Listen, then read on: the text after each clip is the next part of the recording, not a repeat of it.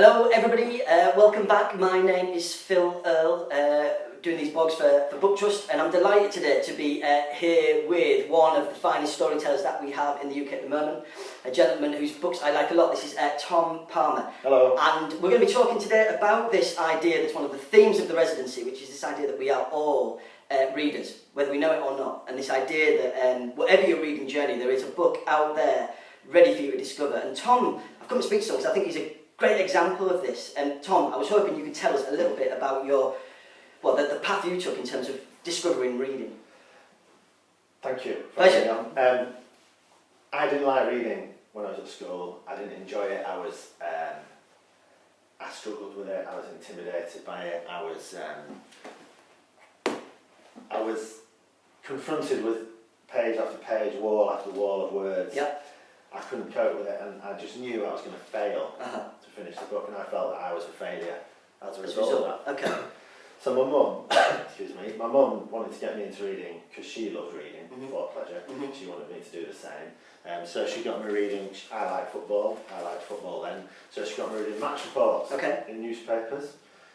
She got me reading magazines like Match. Yep. And Shoot, which was going then. Yep. And gradually, using smaller bits of text, she built my confidence as a reader, my stamina as a reader, and she gradually moving on to books. And this book changed my life. This is an illustrated history of Leeds United. I can imagine how that would change any young man's life. Well, there was a lot of glory to be read about, you know. Well, yeah, it's a whole city. For Yorkshire too. Anyway, sorry.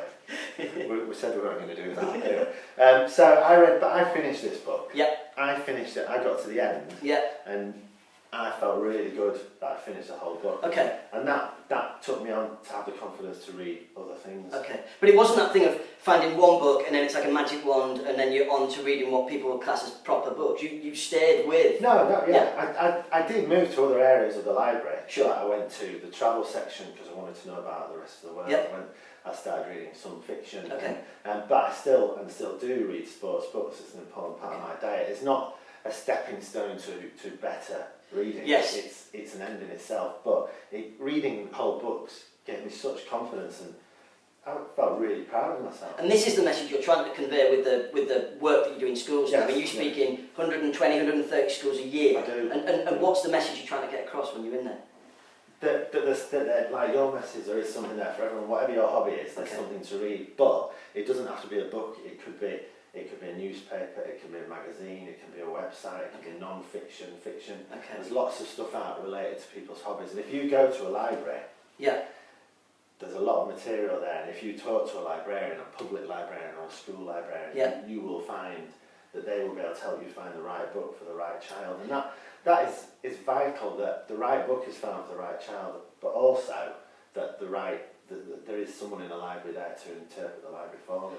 And keep them moving forward as well, because it's after you've been on a visit and you can enthuse the kids, it's also that it's those librarians are the key people that keep them reading. So they might finish reading The Observer, the Match Report, or an old Roy the Rovers, whatever it is, and it's about them finding the next thing. Yeah, and they know the author, so they say if you like my books, you might like Dan Friedman's books, you might like Helena P.L. Hattie's books, who also write about football, or Mal Peet. Of course, Mal Peet's books for young adults on football are unbelievable. Yeah. Okay, good. And it's interesting for me that the key thing in this is like working in publishing 3 days a week still, and often you'll sit in acquisition meetings where people say, oh, this is a football book, and kids that play football don't want to read about football.